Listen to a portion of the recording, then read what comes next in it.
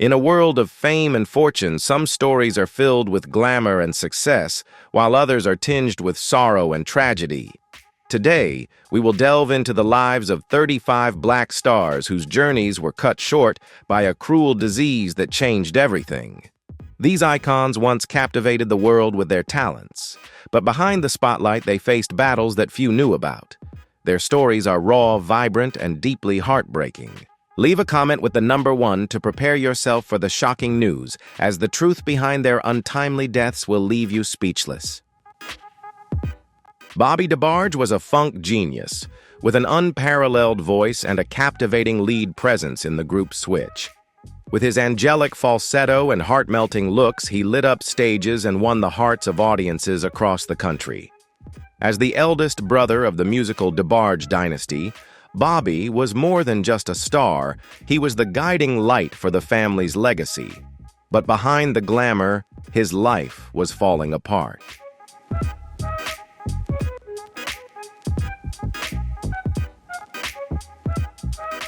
By 1981, at the peak of Switch's fame, Bobby fell into a downward spiral. Lost in wild parties' ecstasy and the devastating addiction to heroin, he didn't just experiment. He drowned in it, spending $3,000 a week on drugs. The artist, once full of passion, was now a shadow of himself, living on adrenaline and despair. In 1988, everything collapsed. Bobby was arrested for heroin possession and sentenced to prison. No more microphones, no more spotlight, only silence, illness, and humiliation. He lost nearly 40 pounds, his skin pale as a ghost with persistent fevers and coughing up blood. When released in 1993, doctors informed him he was HIV positive, possibly having carried the virus for years or contracted it in prison. He never spoke about it, never went public, but the virus was unforgiving.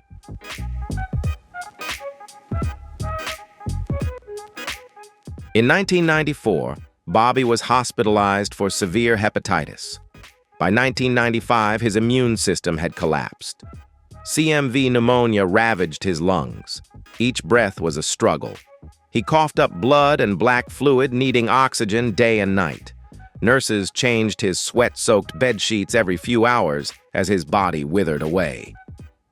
On August 16, 1995, at exactly 3:27 a.m., Bobby DeBarge took his final breath alone in the cold hospital room. He weighed just 99 pounds. His hair had fallen out, and his skin was covered in sores from late-stage AIDS. There was no grand tribute, no farewell speeches, only silent tears from those who loved him. Bobby DeBarge left behind a haunting musical legacy, a tragedy, and the story of what could have been.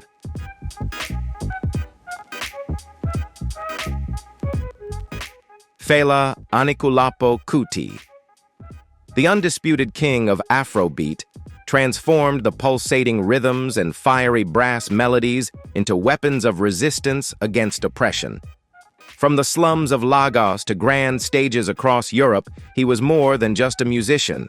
He was the voice of defiance, a tireless warrior for justice. His songs, laced with sharp political messages, shook corrupt regimes and sparked the spirit of resistance.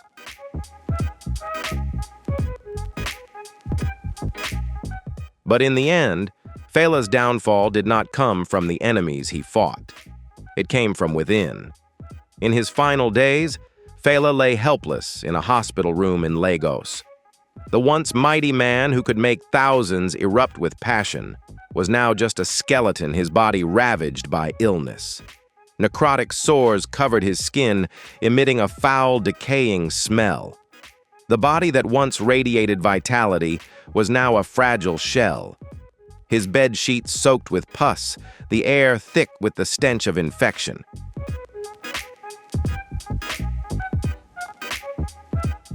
The buzz of flies relentlessly circles the decaying wounds, yet it cannot drive them away. His lips are cracked and bleeding. His eyes are sunken, lost in an empty void. His bony fingers are curled and lifeless. His swollen legs have turned purple cold to the touch. His joints have stiffened, locking him in a silent agony. Each breath shakes in his chest a hoarse, suffocating sound, like the final chains of life being dragged through the threshold of death.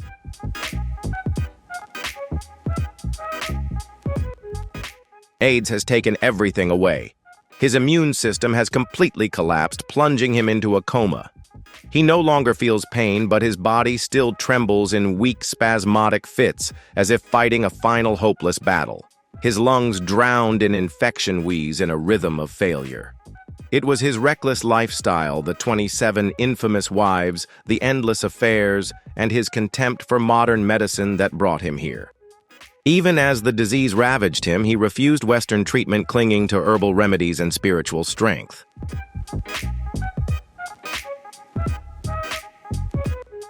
On August 2nd of 1997, Fela Kuti passed away. His family concealed the truth, wrapping his death in vague explanations, as if to protect his legacy from the stigma of the disease that took him. But nothing can erase what he left behind. Fela, the flame that refused to be extinguished, ultimately burned out. Not by the hand of an enemy, but by his own indomitable pride. Yet his music still echoes through time. A hymn of resistance, a cry against oppression, a reminder that there was once a man who set the entire continent ablaze.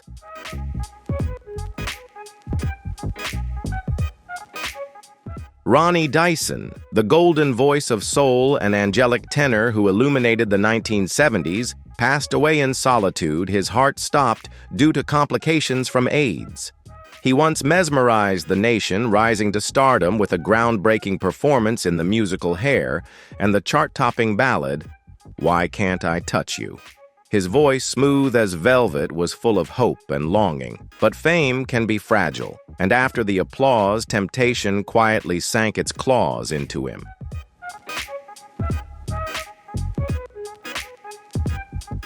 By 1983, the spotlight had faded. The phone stopped ringing. Recording contracts vanished. The stages that once greeted him with roaring crowds were now shrouded in darkness. Ronnie left New York for Philadelphia, hoping to escape the weight of fame. But instead, he sank deeper into isolation.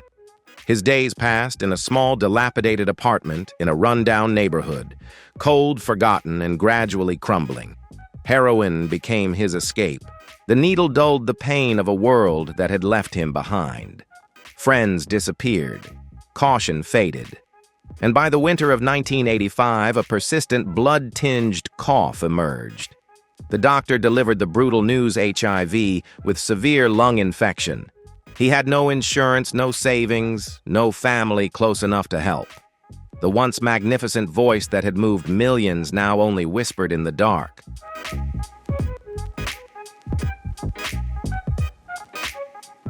Sylvester, the glittering god of disco, rose from the pews of churches in Los Angeles and exploded on stage like a storm of freedom and flamboyance. Born Sylvester James Jr., he didn't just sing, he soared. With his sharp falsetto that made the earth tremble and hearts melt, he transformed from a gospel-singing boy into a queer icon, shaking up the nightclubs of San Francisco with anthems like "You Make Me Feel Mighty Real."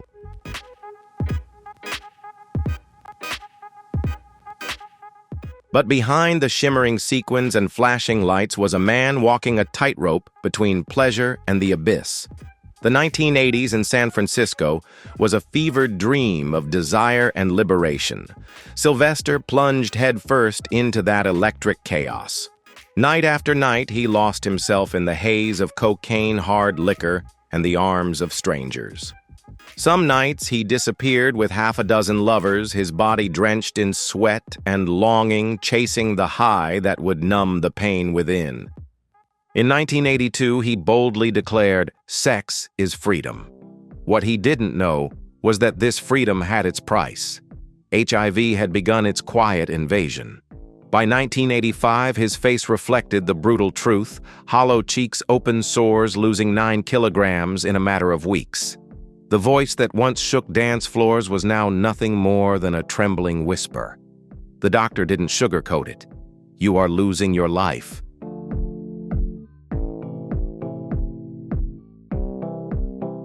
The collapse came swiftly.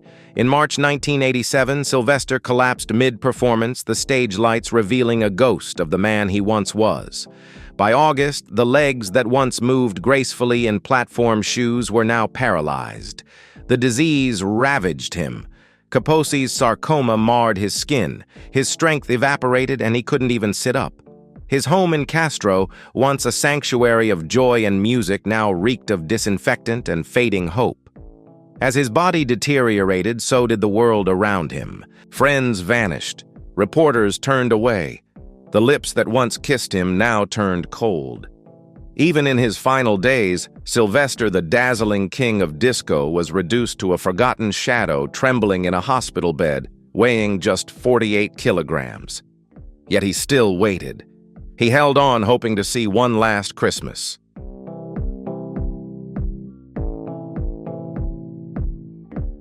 On December 16, 1988, at exactly 4:10 a.m., his heart gave out. The room was cold and silent. Only Joanne, his closest friend, remained holding his hand as the light faded from his eyes. No stage lights, no applause, just silence. But Sylvester did not leave quietly. In death, he made a final statement louder than any chorus he had ever sung. He left all his music royalties, millions of dollars, not to his family or fame-hungry friends, but to AIDS prevention organizations serving the black community. He had witnessed the devastation firsthand, how the world dismissed the crisis as just a gay issue. Sylvester died of AIDS, but he did not die in vain. He left a legacy that screamed through the silence, "I have lived. I have loved. I matter. Even if I die alone."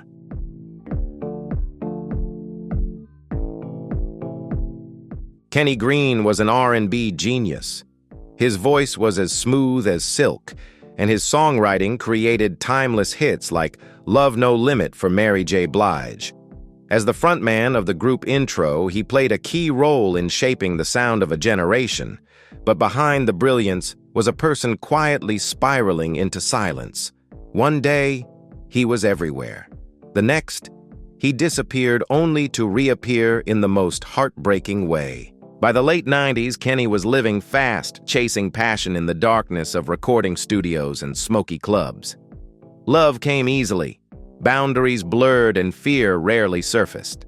No one knew exactly when or how he contracted HIV, but by 1999, the signs were unmistakable. His skin darkened, his eyes hollowed out, and the once-toned body began to wither away.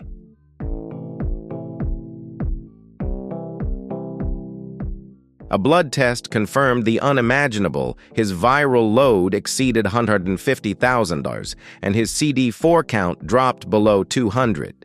The diagnosis was full-blown AIDS. From that point on, his world crumbled. By 2000, he was in and out of the hospital, constantly battling relentless infections, PCP pneumonia, painful oral thrush, and uncontrollable diarrhea that made eating nearly impossible. The cytomegalovirus attacked his left eye, leaving him blind.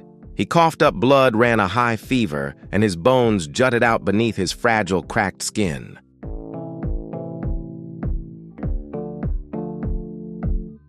The microphone he once held so firmly now slipped from his grasp, along with the songs that were still trapped inside him. In his final months, the intensive care unit became his home. The only light he saw came from the machines and hospital lights. On October 1st, 2001, at 3:42 p.m., Kenny Greene took his last breath. He weighed just 43 kilograms. His CD4 count had dropped to 49. With no family by his side, only the soft beeping of machines and the quiet nurses pulling the sheet over his lifeless body. Bandmates arrived too late, just able to catch a glimpse through the glass. Kenny had given the world love through his music, but it was the unsafe love that ultimately took his life.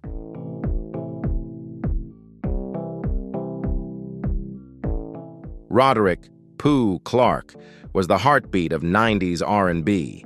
A handsome star with a sweet voice that melted hearts, best known for his hit, "I Like the Way, the Kissing Game." He had it all: fame, talent, youth. But behind that radiant smile was a story that would turn into pure tragedy. In 1992, after a serious car accident on his way home from a performance, Pooh was rushed into emergency surgery. His injuries were so severe that he needed 5 liters of blood to survive. The doctors fought to save him, but while they dealt with one threat, another quietly crept in.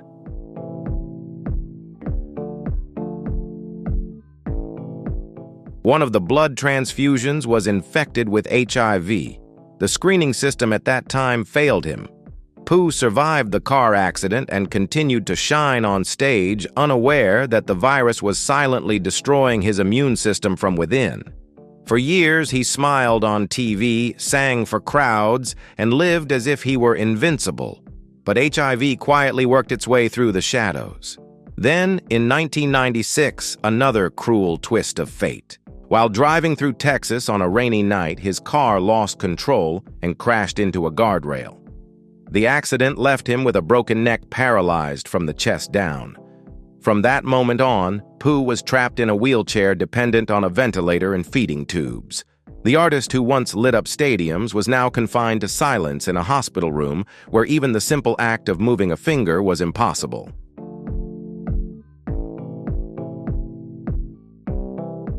By 2002, his immune system had nearly vanished.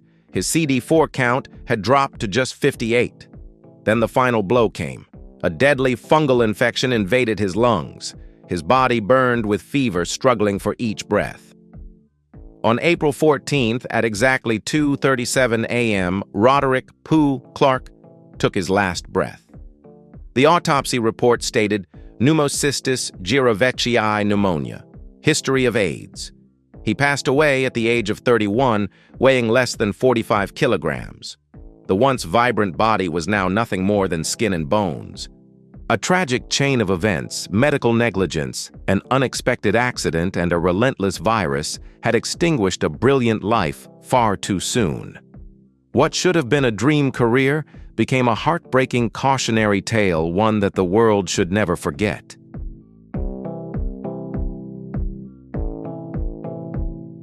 Orish Grinstead. A golden voice extinguished too soon. In a dimly lit hospital room in Las Vegas, the light of a star quietly faded. Orish Grinstead, once the vibrant voice of the R&B group 702, lay swollen and struggling to breathe, her kidneys failing due to AIDS-related complications. She was only 29. In 1999, when Where My Girls dominated the charts, Orish was just 19, a mesmerizing beauty with a powerful voice rising quickly in an industry dominated by men. She had the looks, the sound, and the fire, but behind the glamour, her life took a tragic turn. When 702 went on hiatus in the early 2000s, Orish fell into the arms of an older, wealthy mogul in Las Vegas. He was powerful, well-connected, and charming, but he carried with him a deadly secret.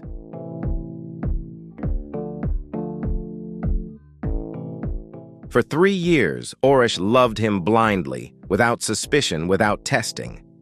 HIV silently crept into her bloodstream without warning. No manager, no advisor, no one to tell her to be cautious. By 2006, her body began to deteriorate. Her nails turned gray. Her energy vanished. Sleepless nights stretched on for weeks. When the diagnosis came, it hit like a freight train. HIV infection, CD4 count below 200. Her immune system was collapsing.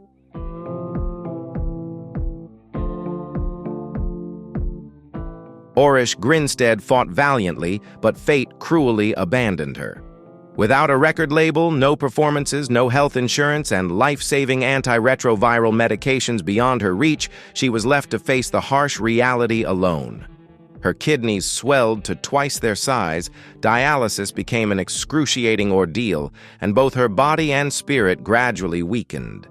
Alone in her small Las Vegas apartment, she gazed at herself in the mirror, feeling as though she was fading away, forgotten by the industry and the fame she had once known. On the morning of April 20th, 2008, in the ICU, she passed away in pain and solitude. Orish's death was not just a personal tragedy, but a stark reminder of the silence and indifference of society towards those talented individuals in need of help.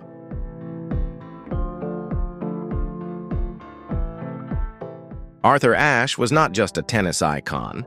He was a symbol of resilience, justice, and unwavering dignity. In 1975, he broke barriers by becoming the first African-American man to win Wimbledon, a victory that resonated far beyond the court in an era still haunted by racial injustice. But Ashe was more than an athlete. He was a scholar, a tireless activist, and a voice for the voiceless, spreading messages of strength and compassion to the world.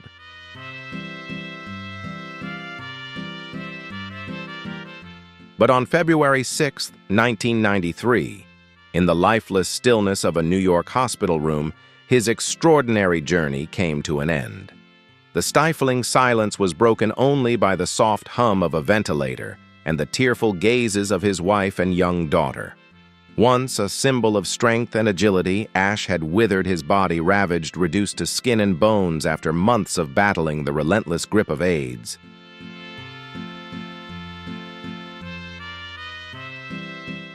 Each breath was a struggle, his cracked lips whispering defiance against the weight of a disease that had drained his life.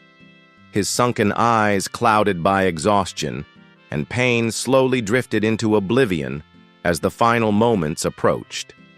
No one could imagine a man of such discipline and resilience falling to HIV. But fate was cruel. In 1983, during what seemed a routine heart surgery, Ashe unknowingly received HIV-infected blood through a transfusion, a mistake that sealed his destiny. When the brutal truth emerged, he chose silence not out of fear for himself, but to shield his family from the storm that would follow. For nearly a decade, he carried this secret. But in 1992, relentless media pressure forced him to reveal his diagnosis to the world.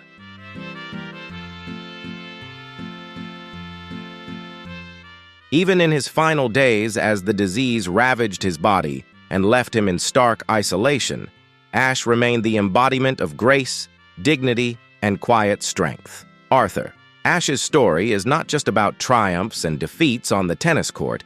It is a lesson in courage, the power of resilience, and the indomitable spirit of a man who refused to be defined by tragedy. His legacy endures not only in the annals of sports, but also in the hearts of those who continue to fight for justice, equality, and the right to live with dignity.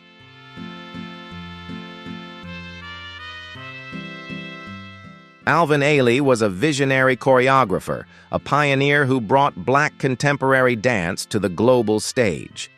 As the founder of the Alvin Ailey American Dance Theater, he revolutionized the art form with breathtaking works like Revelations, weaving movement with soul and storytelling that touched millions. But behind his brilliance, his life was shrouded in silence, secrets, and unspoken pain.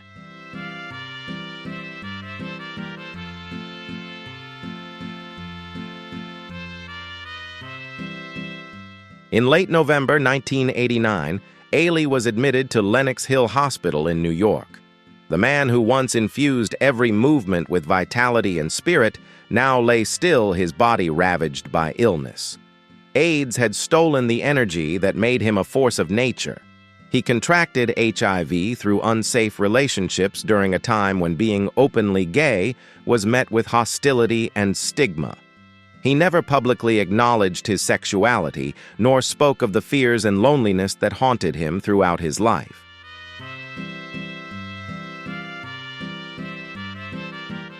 As the days passed, he slipped into a deep coma, reliant on cold machines to sustain him. Each organ began to fail. His skin grew dry and ashen, the once powerful body now unrecognizably frail. Each breath was a fragile thread to life, a whisper of existence slowly fading. Knowing what awaited, Ailey made a final request before he passed.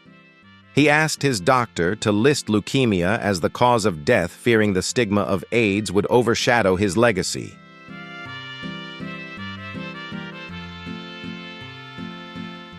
On December 1, 1989, Alvin Ailey took his final bow not under the warm glow of stage lights, but in the cold stillness of a hospital room. Yet his art endures. His dances still speak, still move, still remind the world of a man who dared to dream, even if he could not fully live his truth.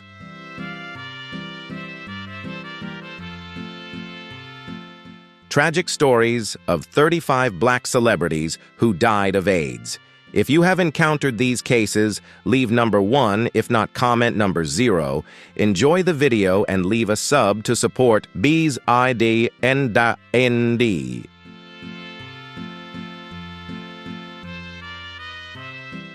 Willi Smith was not just a designer, he was a revolution. In the 1980s, Willi Smith transformed street fashion, blending high-end style with hip-hop and R&B culture. His brand Willi Wear became an icon beloved by both artists and everyday dreamers. But when his star was shining the brightest, a cruel twist of fate struck him down. On April 17, 1987, the world was shaken. Willi Smith passed away suddenly at the age of 39. At the time, no cause was revealed. But behind the silence was a quiet battle.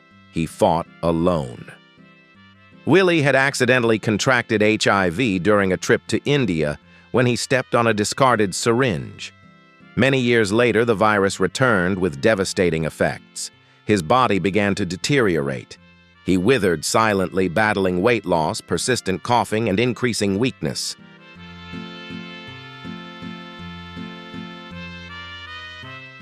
Yet he continued to design relentlessly, trying to prove that he still had control.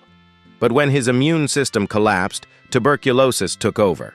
In his final days, he lay dependent on oxygen, gasping for each breath in a cold hospital room in New York. His body, once full of creative energy, now weighed under 40 kilograms. No crowds, no cameras, only the beeping of machines and the lifeless silence.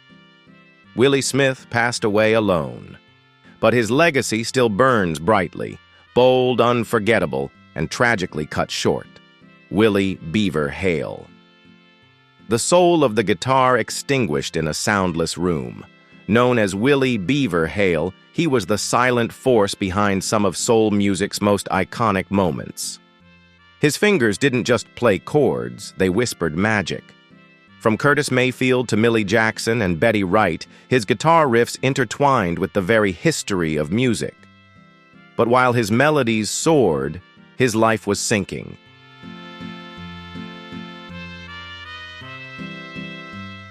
Michael Peters was the visionary behind some of the most iconic dance moves in popular culture, most notably the explosive choreography in Michael Jackson's Thriller. His art defined the 1980s, shaping the golden era of music videos and revolutionizing dance on screen. But just as his creative flame burned the brightest, a silent, relentless enemy dragged him into the shadows.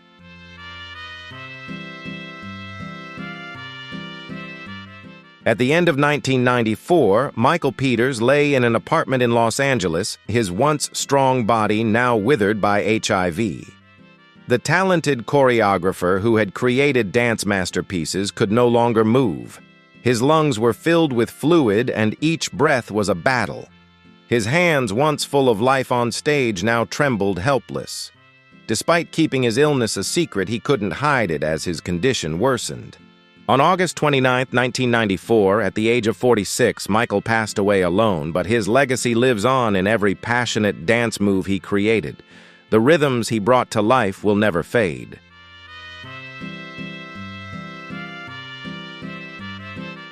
Howard Rollins, Jr., the Oscar-nominated star known for his captivating performance in Ragtime, once enchanted audiences with his raw emotion and undeniable talent. But behind the glitz and glamour of Hollywood, his life unraveled a battle with addiction and inner demons, casting a shadow over his brilliance. In his final days, Rollins lay at St. Luke's Roosevelt Hospital in New York. His body was frail, ravaged by illness. His once radiant skin now pale like a ghost, bruised and damaged by a weakened immune system. AIDS had stripped away his defenses, leaving pneumonia to steal the last of his strength. The fire in his eyes, once so bright, now dimmed, exhausted by fever and weariness, staring aimlessly into a world slipping further away.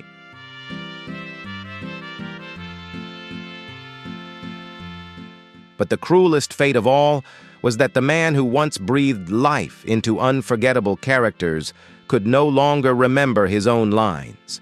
His powerful voice, once commanding, was now reduced to broken, fragmented whispers.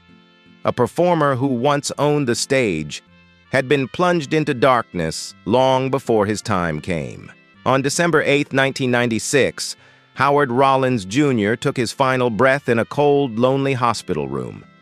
The triumphs of the past, once celebrated, faded into oblivion. From a rising star to a tragic note in Hollywood's archives, his story remains a haunting reminder of how quickly the spotlight can fade.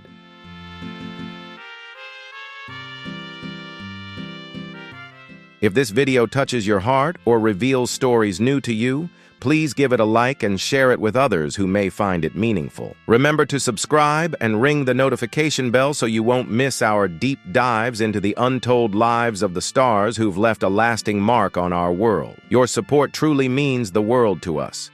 Stay with us for more moving and thought-provoking stories ahead.